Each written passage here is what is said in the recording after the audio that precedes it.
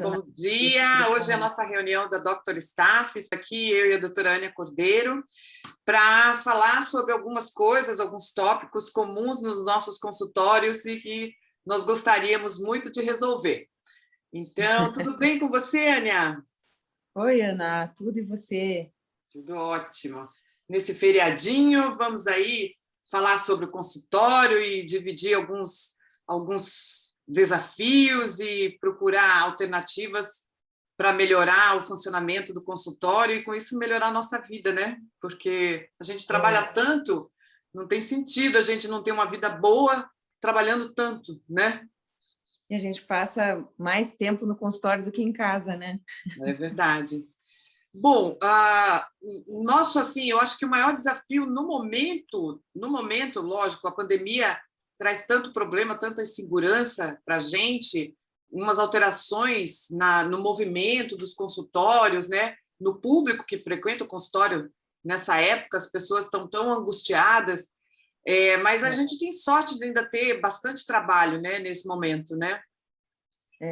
E o grande desafio está em, eu acho que, gerir as pessoas e trazer segurança para o ambiente de trabalho, ao mesmo tempo o engajamento, manter a equipe unida, animada, né? Então, aí eu acho que a minha maior dificuldade é a gestão de pessoas, é o entrosamento da equipe, a gente ficar focado na qualidade do atendimento, no bem-estar do paciente, tendo tudo isso à volta, né? As inseguranças, e, né, todo mundo tem família, todo mundo tem medo de ficar doente, o funcionário ficar doente, a família dele, né? E, às vezes, para se deslocar, precisa usar o transporte público. Então, para mim, está sendo o maior desafio. Assim, tem trocado, assim, eu tenho tido um turnover fenomenal desde o início da pandemia.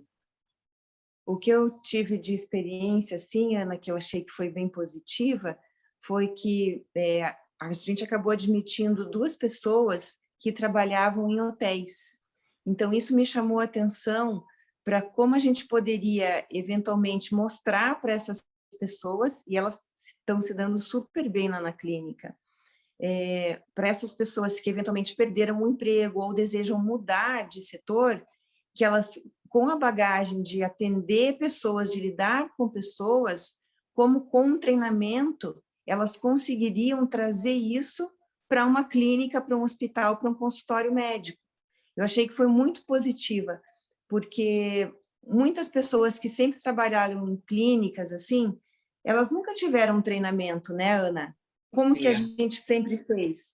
Então, você admite uma pessoa nova e você está lá na correria atendendo, e você pede para ela meio que aprender com quem já está lá e junta os seus vícios e as suas dificuldades e as suas dúvidas, e essa dúvida só vai se perpetuando, esses defeitos, digamos, né, no atendimento, se mantêm por toda a equipe.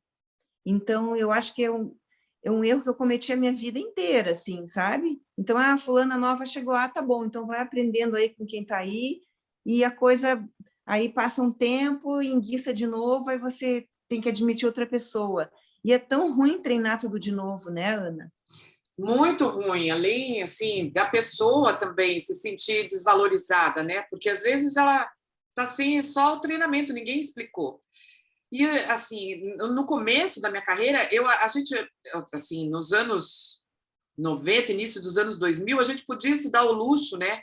A gente tinha o atendimento telefônico, o único meio, o único canal de comunicação era o telefone, né? O paciente não entrava em contato por e-mail, não tinha nenhuma rede social, não tinha WhatsApp. Então, a pessoa tinha que saber atender o telefone, ela tinha esse tempo para poder atender, porque pode até entrar 2, 3 ligações ao mesmo tempo, mas ela falava com uma pessoa de cada vez, né? Quem recebia o paciente. E bastava ela saber falar, e a pessoa que estava do outro lado, ela tinha mais coisas para fazer, ela não ficava, não tinha essa conversa que podia se perpetuar dias, né? Não tinha esse acesso. Hoje, a quantidade de informação que chega é muito grande, a demanda é muito grande. E uma pessoa só, sem muito treinamento, ela não vai conseguir. Né? Não vai conseguir. Por isso que a gente acabou dividindo, né? Fica uma pessoa com telefone, mensagens, e-mails. Então, o contato na maioria das vezes, com quem não está na clínica, é feito por essa pessoa exclusivamente. Em algumas clínicas, eles até têm mais de uma pessoa. Atualmente, a gente tem uma. E na recepção, a gente deixou as pessoas que são dedicadas a quem chega mesmo, né? Como eu falei num outro vídeo que eu gravei. Então, eu acho que isso foi uma oportunidade, assim, da gente, com a pandemia, da gente parar e pensar, até porque quem chega na clínica com a pandemia, a gente precisa ajudar, se a pessoa precisa trocar a máscara, proteger o sapato, a higiene das mãos, a gente precisa dar mais atenção ali. E se você está no telefone, você está respondendo uma mensagem, se você está falando com outra pessoa, não tem como dar essa atenção, né, Ana? Não, e muitas vezes a demanda que entra pelo WhatsApp é muito grande, você demora horas para resolver o problema da pessoa, e às vezes a Sim, pessoa, lógico, ela vai entrar em contato com a clínica, ela quer resposta imediata, às vezes tem que interromper o que imediato. está fazendo para poder resolver o problema da pessoa, e às vezes é urgente mesmo, né? Então, eu acho que o relacionamento digital da clínica é uma coisa que veio para ficar, não vai ter condição de uma pessoa fazer tudo ao mesmo tempo, porque não vai sair bem feito, né? Exatamente, é isso que você falou, acho muito importante. Acho que a gente já vinha numa cultura de imediatismo em tudo na vida, né? Então, o paciente quer que o rosto fique lindo hoje, a pessoa quer resposta agora, ela quer tudo para ontem. Eu estou na Então, se a gente... farmácia, ela tem que me mandar a receita agora, né? Exatamente isso. Então, se não tiver uma pessoa ali o tempo todo ligada, conectada nessas pessoas, a gente vai ter problema. Então, isso veio para ficar realmente. Tem que ter uma pessoa conectada com esses pacientes online, né? Seja por qual mídia for. Eu acredito que isso não tem como voltar atrás. E isolada em silêncio para que ela também se concentre no que está fazendo, né? Porque se Sim, ela... A gente é assim também, né, Ana? Entra uma mensagem e a gente vai ver depois, você não vê. Por isso que eu dei as dicas lá de mensagens arquivadas, porque né, no nosso vídeo de organização de WhatsApp, porque assunto concluído, essa mensagem tem que sair da frente para você poder resolver o problema, a demanda do outro paciente, né? Então, a pessoa tem que estar concentrada no que está fazendo, porque senão sai erro de português, ela esquece da pessoa, não dá o retorno, né? Isso acontece com a gente também. Se você abre a mensagem, depois não, esquece de voltar, né? A gente esquece de voltar na mesma mensagem. não volta. E realmente, eu estava falando com um amigo meu, ele tem clínica de urologia em São Paulo, ele tem 12 secretárias de relacionamento digital. É uma sala enorme com as 12 estações de relacionamento digital, porque senão ele não consegue, sabe? Nossa, que loucura. É. Então, eu acho que assim, né, as pessoas que estão montando o seu consultório ou que têm um consultório ainda pequeno, que já tente achar um espaço físico para essas pessoas. Porque se ela estiver ali interagindo com quem chega, ela não vai dar conta disso. Então, a gente vai falar também, né, com o arquiteto e tudo, para já planejar de alguma forma. Então, eu só consigo ter uma sala comercial pequena, mas a gente vai ter que subdividir, né, Ana? Não tem como ser tudo na recepção como a gente fazia antigamente, era tudo ali. Uma opção, Ania, mais econômica hoje em dia é o atendimento remoto, né? O home office para elas, né? Verdade. Tem que ser uma pessoa da tua extrema confiança, porque esse aparelho não vai estar dentro do consultório. O ideal é você ter dentro da sua clínica já esse espaço reservado. Como a gente teve que se adaptar, fazer mais salas de procedimento, né? Copa, um serviço de café, e a gente tem que ter essa adaptação. Essa demanda de você ter um relacionamento digital vai ter que ter um espaço para isso. Ou alugar uma outra sala, né? Como, né, você comentou que fez, que você não tinha mais espaço físico, no mesmo prédio você alugou uma outra sala e ela fica lá. É mais seguro ela estar dentro do mesmo prédio, né? São os seus aparelhos, é o teu computador, mas uma opção, se você confia muito na tua assistência, sua assistente é muito bem treinada, uma opção é ela ficar em casa. É verdade, é verdade. Até para quem precisa mais do que uma, né? Porque às vezes não tem espaço no prédio, para você fazer toda uma mudança do teu espaço de trabalho é muito custoso em todos os sentidos, porque, nossa, começar tudo de novo, Só se você for ampliar muito, assim, para valer a pena. Mas, para quem está começando, acho que uma dica boa é já planejar isso. Se no momento eu não preciso de 2 pessoas, eu tenho uma sala ali que ela possa ter várias funções, e que em algum momento eu vou deixar essa pessoa lá e vou transformar um pouco, mas eu vou ter esse espaço. Tem que ter, assim, ou um horário do dia, mas, enfim, a demanda hoje digital é muito maior do que a telefônica, né? O telefone Realmente, fixo toca muito pouco, sim, é isso né? precisa ter.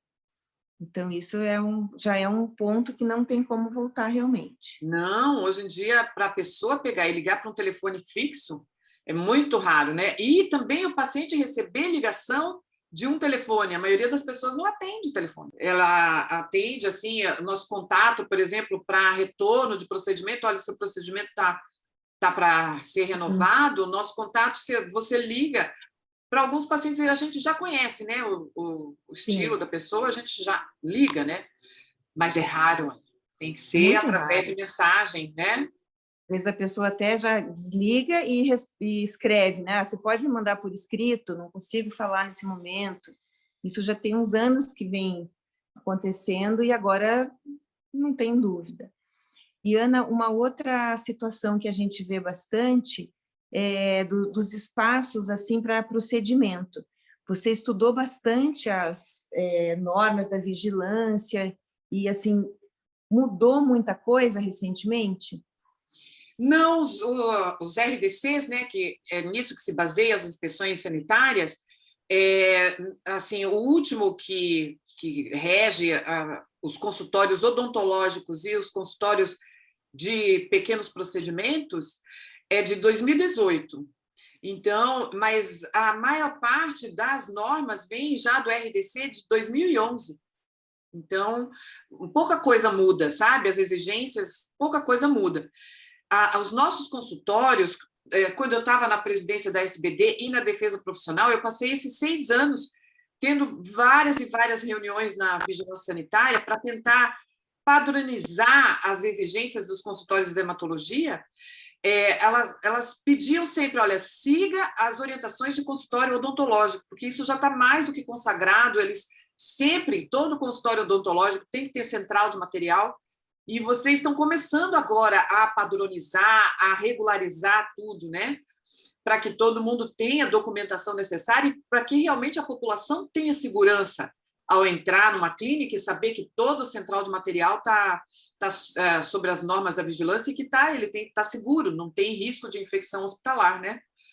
Então, as normas, a maioria do RDC de 2011, 2015 e de 2018. Então, essas atualizações eu tenho feito, assim, eu faço pela vigilância sanitária e a gente tem, é só entrar no site da Anvisa e aí você tem acesso aos RDCs, né, os documentos da reunião da diretoria colegiada, né? E Mas isso você deixou na nossa bio, no nosso Instagram, né, Ana? deixei sim. Assim, eu vou dar assim as dicas aos poucos. No nosso curso vai ter a maior parte delas, como fazer o controle, como fazer a gestão da informação desses controles, né? Porque o agente sanitário vai questionar e você vai ter que ter isso tudo arquivado, sabe? Então, para montar as planilhas, eu vou aos poucos mostrando as planilhas necessárias para o controle de temperatura, de geladeira, de amostras grátis, mas a maior parte dessas planilhas e do controle, que é exigido mesmo que a gente tenha que ter esses arquivos, eu vou colocar no nosso curso. Vai ter uma aula só de planilha, só de controle de gestão dos documentos de vigilância sanitária. Então, e aí, aos Perfeito. poucos, a gente vai fazendo no Instagram, no YouTube, né? Algumas dicas, as principais, né? Porque quando a gente vai abrir o primeiro consultório, a gente não sabe de nada disso, né? Nada. A gente não se preocupa com as exigências, simplesmente vê uma sala comercial ou uma casa e fala, eu acho que esse espaço vai ser legal. E a gente não tem né? Não tinha, pelo menos há 20 e poucos anos atrás, a gente Não. não tinha essas coisas na cabeça, e depois vem as dificuldades, as necessidades de mudança, que muitas vezes são difíceis, né? Você não consegue adaptar ali no espaço que você já planejou e até já montou as coisas. É, Então, é importante. o projeto tem que ser avaliado, né? Para você ter o alvará, você tem que colocar o projeto para análise, né? Para aprovação. E isso tudo tem que ser pensado, né? Hoje em dia a gente tem os arquitetos especializados em clínica, né, Ania? Vai ter que fazer essa consultoria, porque a central de material, central de lavagem de material, se você tem esterilização no consultório, isso vai ter que ser uma realidade, porque a esterilização externa é muito cara para você poder manter, né? Imagina uma retirada de ponto, você vai fazer fora, é um procedimento que a gente não ganha nada por isso, tem que embutir no preço do procedimento, né? Já a retirada de pontos, né? O horário, a esterilização do material. Mas quem atende plano de saúde, isso não é coberto. O plano de saúde não vai pagar. Então, a pessoa vai ter que ter a central de material, né? E isso tudo é fácil de fazer desde que você tenha informação, né? Tenha, olha, você está aqui, o teu projeto, né? Tem que ter esse planejamento, né, Ana? Eu acho que a gente até poderia, né, Ania, convidar um arquiteto que tem essa experiência sanitária, né, de projetos sanitários, né? Uhum. Eu Acho acho que interessante. eu vou chamar o meu, que eu troquei de consultório há 10 anos atrás, ele fez esse projeto e ele mesmo trabalha no setor de alvarás lá da prefeitura. Ah, maravilha! Um dos rapazes que fez, ele trabalha, então ele sabia a medida certa da pia, o que tipo de escoamento de água que você precisa ter, né? E depois para a coleta da qualidade da água, que isso a vigilância exige também, e da gente fazer análise bacteriológica da nossa torneira, né? A torneira que vai entrar na autoclave precisa ser analisada a água, né? Então, ele viu tudo isso. Então, eu não tenho dificuldade, eu tinha dificuldade na gestão e na própria esterilização, sabe, Ania? O que você tem, o controle químico, que tipo de, de medição química da esterilização que a gente tem que fazer, se você tem que colocar no pacote,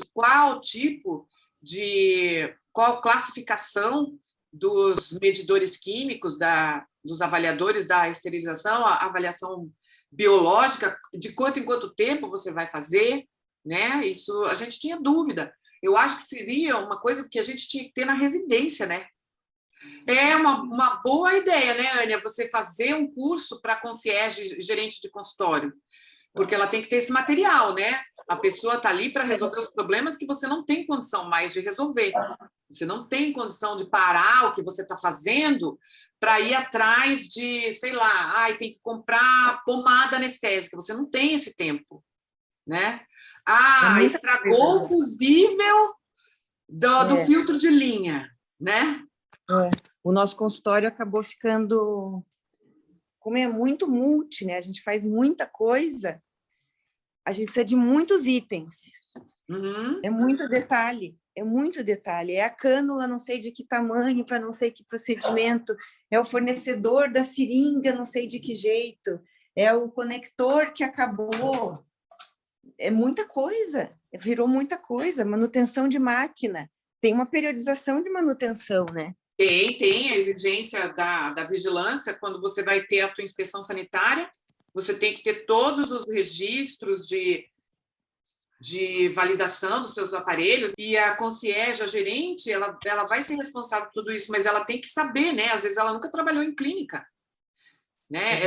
Assim, normalmente é uma ótima assistente que a gente tem, que você vai colocando, né? Você vai promover essa pessoa dentro do seu consultório, e ela vai ser a gerente, a líder, né, de tudo que está acontecendo ali, né? Vai ser responsável por ver o pós-procedimento do paciente, para ver se o paciente está sendo bem atendido, se não tem nenhuma complicação, sabe? Então, são coisas assim que o médico não tem mais condição de resolver, né? Não tem mais, simplesmente não há mais condição. E sabe o que é muito chato, Ana? Quando você encontra uma amiga ou algum parente, a pessoa fala, nossa, liguei no teu consultório, pedi para agendar um horário e nunca mais me responderam. Ou, Eu fui lá e, sabe, algum tipo de reclamação. Você não sabe o que está acontecendo lá fora, de repente cai aquele negócio no teu colo assim, você não sabe por onde começar para resolver, aí você vai dar bronca na secretária que não atendeu o telefone, ou que não respondeu a mensagem. Então, tem que ter uma pessoa que gerencie tudo isso, né, Ana? Que E ela fique precisa, coordenando, né? ela precisa saber o que ela precisa cobrar. Então, eu acho que um curso que explicasse tudo que as assistentes têm que fazer são também importantes para quem vai liderá-las. Porque, senão, a pessoa vai passando, sabe, pingado as informações. Ela não tem, assim, né, uma apostila que fale, você tem que fazer isso, isso, isso, isso. Ela não tem diretriz. E também ela está trabalhando, tá fazendo as coisas dela, acaba que mais uma vez passa e o funcionário, durante o período que seria de treinamento, ela já está apagando incêndio, ela não teve uma fonte de informação.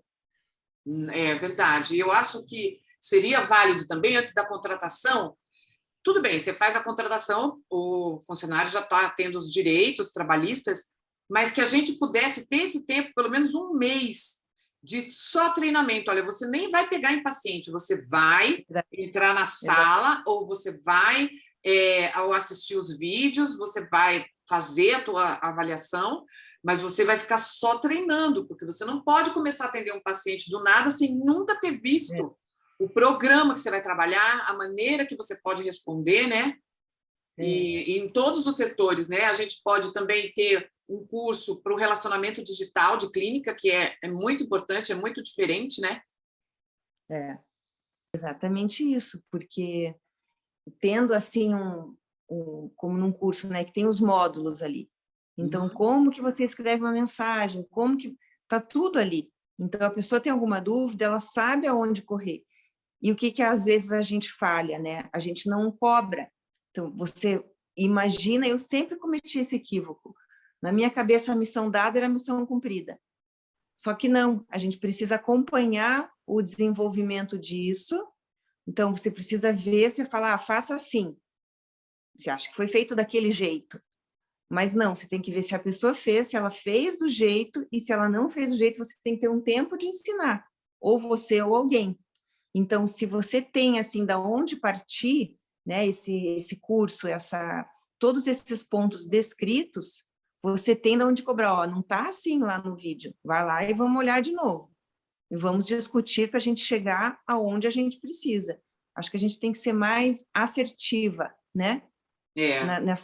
Muito claro, tem que estar tudo muito claro, porque a pessoa vai adivinhar errado. Sempre a gente parte desse princípio que se a pessoa for adivinhar, a chance de ser errado é muito maior do que a de acertar, né? E importante também estabelecer a periodicidade de reciclagem desse treinamento, porque são amarras que vão soltando, né? São vícios que vão surgindo, por exemplo, no atendimento telefônico. A gente tem um padrão, olha, você tem que falar consultório de dermatologia, fulana de tal falando, bom dia. Tá Exatamente. Bom. Aí, uma semana tá tudo certo. Na semana 2, já tá outro, sabe? Ela tá falando consultório, bom dia. Verdade. O que está acontecendo? Você está lá dentro atendendo e você não sabe que ela está falando assim no telefone. Se você passar por lá e ver que está errado, sabe Deus desde quando, você conserta. E isso vai desgastando a gente no dia a dia, né? Esse tipo, você tem que ter espaço mental para cuidar do doente, para poder estudar, para poder tomar conta do doente, né? O teu assim, a tua concentração tem que ser dedicada a eles, porque no final do dia tem um monte de e-mail para responder, tem as mensagens que entraram, que você precisa, né, responder o teu paciente, você precisa ter paz para poder atender, né? Porque se você ficar tentando controlar se a fulana de tal atendeu o telefone corretamente, falou do jeito que você ensinou, isso não vai acontecer meses e meses. A gente vai adquirindo certos vícios, né? Eu tenho os meus vícios de linguagem, que a gente fica o tempo todo tentando se corrigir, mas as pessoas... E se for uma correria, aquela demanda de paciente, aquela loucura, gente reclamando que não tem horário, as pessoas estão angustiadas, sem paciência, às vezes liga, é indelicado com a assistente porque não tem horário, ou o médico ficou doente, a assistente ficou doente, ninguém quer saber mais hoje em dia, né? Quer as coisas imediatas. Não, eu vou aí hoje. Não, mas hoje está cheio. Então, a pessoa ter esse jogo de cintura e de repente, ela está fazendo isso porque não tem tempo, porque ela também está angustiada e sobrecarregada de trabalho, tem que ser... A gente só consegue se fizer o treinamento assim, tipo, uma vez por mês. Vamos fazer... Você vai anotando as falhas, fala na tua reunião semanal, olha, nós precisamos fazer isso, isso, isso, mas eu ainda acho muito pouco. Você tem que marcar, assim, tipo um sábado, fazer assim uma confraternização e gerenciar o treinamento novamente, né?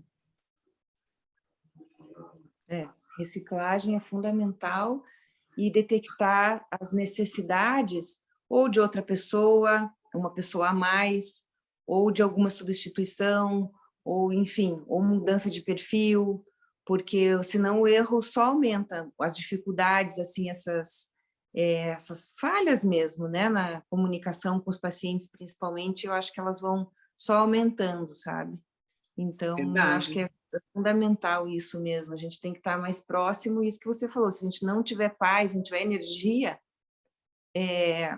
vai acabar deixando, igual o telefone sem fio, né? A palavra que chega lá no fim não tem nada a ver com o que você falou inicialmente. Então, tem que ficar muito de olho mesmo. Isso tudo se traduz na baixa qualidade de atendimento. Isso vai virando uma bola de neve, né? Daí não para a secretária no consultório, não para a assistente, não para ninguém. E, assim, você vai perdendo o teu espaço no mercado de trabalho, porque o paciente que tem uma experiência ruim, ele vai guardar para o resto da vida, né? Com certeza, eu estava reparando nisso, que eu fui a um outro lugar esses dias, e assim, eu tenho certeza de que aquela secretária que estava lá nunca teve um treinamento. Então, é uma coisa meio que assim, que eu não sei se isso se perpetuou por causa de hospital público, não sei. Que assim, como se o atendente estivesse fazendo um favor para o paciente o tempo todo, sabe? Ele não o vê como um cliente, o que é muito diferente de um hotel, por exemplo. Você vai no hotel, normalmente você é bem atendido. Por que no Sim. ambiente de saúde é o contrário? Por que a pessoa acha que ela está te fazendo um favor? Porque você precisa tanto, porque você está doente, porque a sua vida depende daquilo, então que você se sujeita a qualquer coisa. Será que foi essa a ideia que se perpetuou e ficou no subconsciente de quem trabalha nessa área? Me pergunto muito, porque em muitos lugares que são, digamos, menos vitais, você é muito mais bem atendido. Por que no ambiente de saúde é aquela coisa fria, assim, com desdém, sabe? Eu só tenho horário para não sei quando. Sabe, aquela coisa de querer mostrar um certo poder. Eu acho que isso é simplesmente por falta de treinamento. Não é assim que se fala. É o tom da voz, é como você vai começar uma frase, como que você vai oferecer. Olha, para quando que você precisa, né? Eu estou com horário para, sei lá, para dezembro. Queria tanto que você pudesse vir. Tem algum dia que é melhor? Porque caso haja alguma desistência, eu vou fazer o possível para encaixar você. É diferente, né? De você falar, só tem horário para dezembro. Parece que a pessoa nem quer levar, tipo, nem tenta porque você não vai conseguir. A gente tem que tirar isso, sabe? Eu acho que a gente tem que trazer esse acolhimento assim mesmo. E as meninas que entraram lá na clínica, elas têm feito isso muito bem, sabe? Que a coisa a gente tem que se colocar numa posição de servir, de acolher, de compreender, de trazer a pessoa para a gente. É muito raro você atender bem, você ser carinhoso, ser atencioso e devolverem com agressões, assim, né? Verbais e mau humor. É difícil, né? É Ao passo difícil. que se você já começa com os 2 pés no peito, aí fica aquele relacionamento truncado, o tratamento não vai, não flui, a pessoa sai de você, vai para o outro, ela fica pingando, não resolve o problema dela, a gente perde o paciente porque você já investiu nas redes sociais para trazer aquela pessoa para você, ela chegou a te procurar e não deu certo, você perdeu aquele paciente por uma questão assim. Então, eu vejo que o treinamento no atendimento é a base para a gente evitar tantos problemas, tantas dificuldades depois, sabe? é relativamente simples, ó, você norteia, você vai ter que fazer assim, assim, assim. Vamos seguir isso aqui, ó, tá escrito, tá aqui no curso. Veja lá, de novo, módulo 2, vamos lá, vamos ver juntos e vamos discutir. E vamos retomar sempre a esse modelo, a esse treinamento inicial, para que as coisas não se percam.